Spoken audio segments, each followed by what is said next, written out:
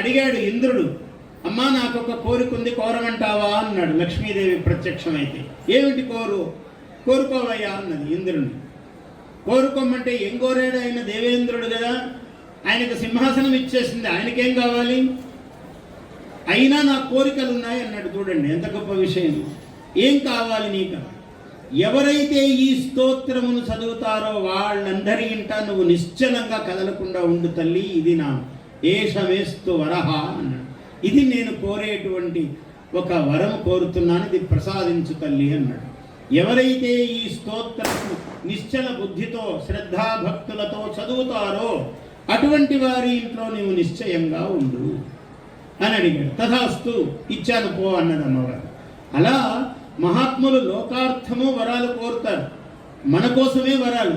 కలియుగంలో మనకి ఎన్ని కష్టాలో చెప్పలేము, ఎన్ని సమస్యలో చెప్పలేము. తెల్లవారు లేస్తే సమస్య, పొద్దు గూకితే సమస్య, అన్ని సమస్యల వలయంలో ఉన్నాం.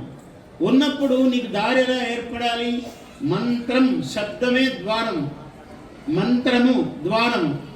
అయ్యా నేను మంత్రాలు చదవలేను, విను. ఏమి వినాలి? ఇటువంటి స్తోత్రాలన్నీ. ఈ శ్రీస్తుతి అంటారు దీన్ని విష్ణు పురాణంలో. ఈ శ్రీస్తుతి వింటే నీకు ఏ వైభవమైనా వస్తుంది, ఏమి కోరితే అది వస్తుంది. 40 రోజులు నువ్వు ఏకాగ్రంగా వినాలి, శ్రద్ధగా. ఎవరైతే ఇది పాటిస్తారో వాళ్లకు అష్టైశ్వర్య సిద్ధి కలుగుతుంది అని ఆ మంత్రంలోనే, స్తోత్రంలోనే ఫలం చెప్పాడు ఋషులు. అట్లా పురాణం అన్నది మనకు ఒక విధంగా, పురాణం అంటే ప్రాణం అని అర్థం. మానవుని యొక్క మనుగడకు ప్రాణము పురాణము. ఆ పురాణ వాంగ్మయములో మనకు తెలియని రహస్యములు లేవు, తెలియని దేవతాతత్వములు లేవు, బోధింపబడినటువంటి స్తోత్రములు మంత్రములు లేవు. సర్వ సమగ్రమైనటువంటివి ఇందులో ఉంటాయి. అటువంటి పురాణమును, మహాత్ముల యొక్క కథలు, వంశములు, వంశానుచరితములు. చంద్రుడు ఉద్భవించాడు అంటాడు. చంద్రోదయాన్ని మనము తెలుసుకోవటం అనేది మనస్సు చాలా ఉత్ఫుల్లంగా ఉంటుంది. తెల్లవారు లేస్తామయ్యా, మానవుడికి ఆయుస్సు ఎలా పెరగాలి? చిన్న మంత్రం చెప్పాడు, మనం చెయ్యాలి. మంచం మీద నుంచి దిగుతున్నాం. ఇవాళ మంచాల మీద పడుకోకుండా చాపల మీద పడుకునేవాళ్ళు చాలా తక్కువ. నువ్వు చాప మీద అయినా పడుకో, తప్పేం లేదు. చాప మీద పడుకున్నా చాప మీద నుంచి నేల మీద అడుగు పెడతావు కదా పొద్దున్నే. సముద్ర వసనే దేవి పర్వతస్తన మండలే విష్ణుపత్ని నమస్తుభ్యం పాదస్పర్శం క్షమస్వమే. అమ్మవారిని మొక్కో. ఎక్కువ కాలం నిన్ను మోస్తుంది అమ్మవారు అంటే చిరంజీవి అవుతావు. చాలా కాలం నీవు 100 ఏళ్ళు బ్రతుకుతావు. ఈ ఒక్క రోజు చెప్పాలి. కాలు కింద కుడి కాలు పెట్టాలి. పెట్టేటప్పుడు అమ్మవారు భూదేవి మీద సముద్ర వసనే దేవి పర్వత స్తనమండలే విష్ణుపత్ని నమస్తుభ్యం పాదస్పర్శం క్షమస్వమే. ఈ పాదాలతో తాకుతున్నాను తల్లి. తల్లిని పిల్లవాడు పాదాలతో కూడా కొడుతుంటాడు. ఏమిరా నన్ను కాలుతో కొడతావా అంటుంది ఆ తల్లి. దాన్ని చాలా ముద్దుగా స్వీకరిస్తుంది తల్లి. అలాగే నీవు తల్లివి, నన్ను మోస్తున్నావు అమ్మా, ఈ పాదఘాతాన్ని, ఈ పాద స్పర్శను నువ్వు క్షమించు అని నువ్వు ఒక్క మాట అన్నావు అనుకో, ఆమెకి ఎక్కడ లేని ఆనందం కలుగుతుంది.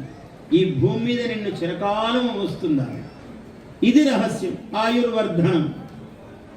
కరాగ్రే వసతే లక్ష్మీ. చేతులు పెట్టుకున్నాం, లేవగానే చేతులు చూసుకోండి అంటాను. ఇట్లా అని ఇట్లా చూసుకొని ఏం చేయాలి వీడు? కరాగ్రే, ఈ కర అగ్రభాగములో వసతే లక్ష్మీ.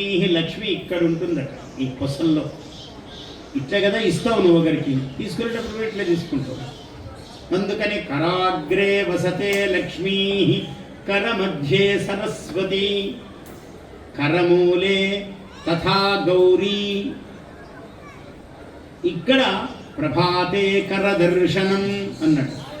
కాబట్టి ఈ కొసలలో చెయ్యి ఇట్లా చూసుకున్నప్పుడు కర అగ్రములయందు లక్ష్మీదేవి, కర మధ్యంలో సరస్వతీదేవి, కర మూలములో గౌరీదేవి, పార్వతీదేవి. శక్తి వస్తువును పట్టుకునేటప్పుడు ఇక్కడ ఉంటుంది పట్టు శక్తి. ఈ మణికట్టు ఇక్కడ ఈ భాగంలో ఉంటుంది. అందువల్ల కరమూలములో శక్తి గౌరీదేవి అన్నాడు. కర మధ్యంలో సరస్వతి, పుస్తకం మధ్యలోనే పట్టుకోవాలి, ఇట్లా పొసల్లో పట్టుకోరాదు, ఇక్కడ పట్టుకోవాలి. ఈ కర అగ్రములో మహాలక్ష్మీదేవి. కరాగ్రే వసతే లక్ష్మీ కరమధ్యే సరస్వతి కరమూలే తథా గౌరీ ప్రభాతే కరదర్శనం. పొద్దున్నే ఈ చెయ్యి ఇట్లా చూసుకోవడం. దీనివల్ల ఇటువంటి చిన్న చిన్న మార్గాలు పురాణ శ్రవణంలో మనకు కలిగేటువంటి లాభాలు, వీటిని మనము నిత్య జీవితంలో పాటించటము, ఇటువంటి విశేషాల వల్ల మనము పరమేశ్వరుని యొక్క, మహావిష్ణువు యొక్క, బ్రహ్మదేవుని యొక్క అనుగ్రహాన్ని మనము సంపూర్ణముగా పొందగలుగుతాము. Please subscribe to our YouTube channel. Like and share this video.